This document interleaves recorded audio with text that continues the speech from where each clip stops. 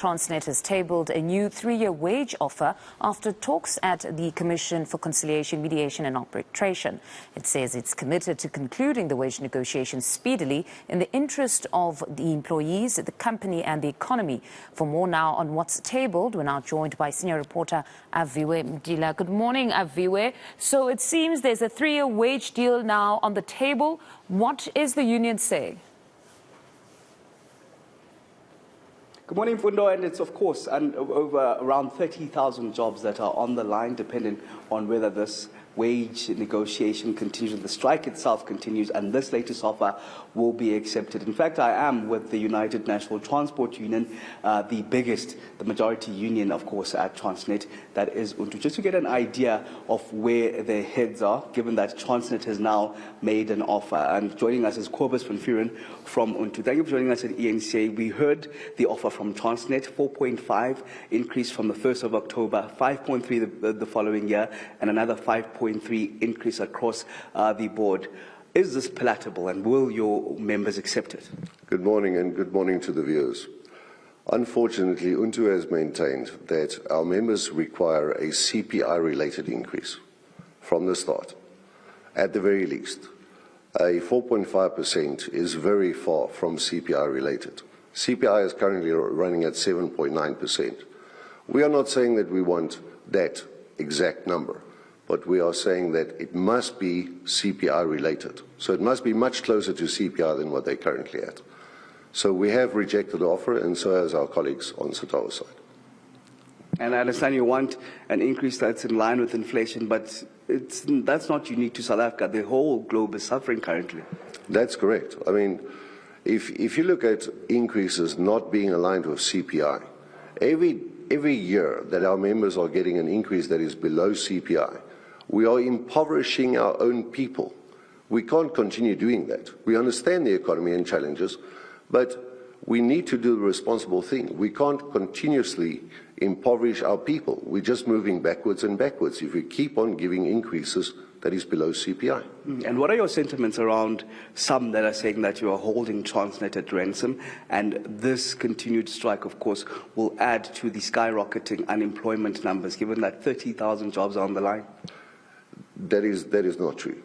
So strike action is always embarked upon as a very last option to try and bring across the urgency and the need that the members are experiencing. The economic challenges that the members are facing is extreme. We cannot afford to get an increase of 4.5% and impoverish our people even further. They are struggling as it is. Some of the people are worrying about which car they're going to provide or buy this year.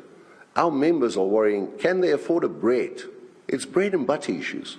You can't continuously give increases that is below CPI and impoverish the people further. It is just not reasonable. Are you discussing where and how Transnet is going to get the money to afford this wage increases, given that already 66% of Transnet budget goes to wages? So we have made various proposals. We understand that there's only a certain amount of money available. And we've made various proposals throughout the negotiation processes. Even in the discussions with the ministers that we had the other day, we have indicated methods and ways in which they can finance this.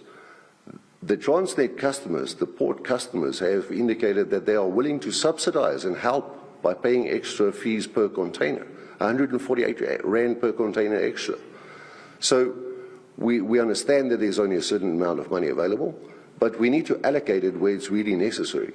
So instead of allocating a 3% or above increase to your senior managers, which is earning millions of rands, utilize some of that money and address the issue where it lies. Our lowest level employees are struggling to make a living, not deciding what kind of car or Ferrari they're going to buy. They're looking at, can I afford a bread? So we've made various proposals on how they can differently slice and dice the cake to accommodate the members' needs. Unfortunately, so far, it doesn't seem that we are meeting common ground or we're reaching common ground in any way so far. And as the majority union, what are you bringing to the table? Are there any sacrifices that you're willing to make as a contribution to the economy? as late as last night when we were negotiating, we have put proposals on the table, and these proposals were very reasonable.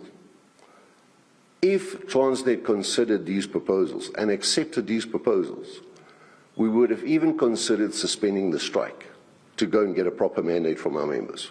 Take us through some of these proposals and what happens going forward now.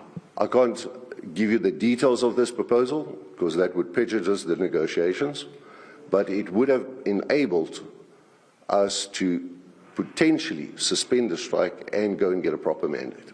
Okay, and then now that you're rejecting this current deal by Transnet, what happens going forward? We've indicated that the strike is going to intensify, the picketing is going to intensify. We have got Retusa joining our strike now. So as you know, UNTU started the industrial action. After that, Satawa joined, Retusa is joining, and NUMSA is now also joining. So the strike action and the picketing is going to intensify going forward. All right, thank you very much. Kobus van Vuren, from the majority union at Transnet, having more than 20,000 of their members.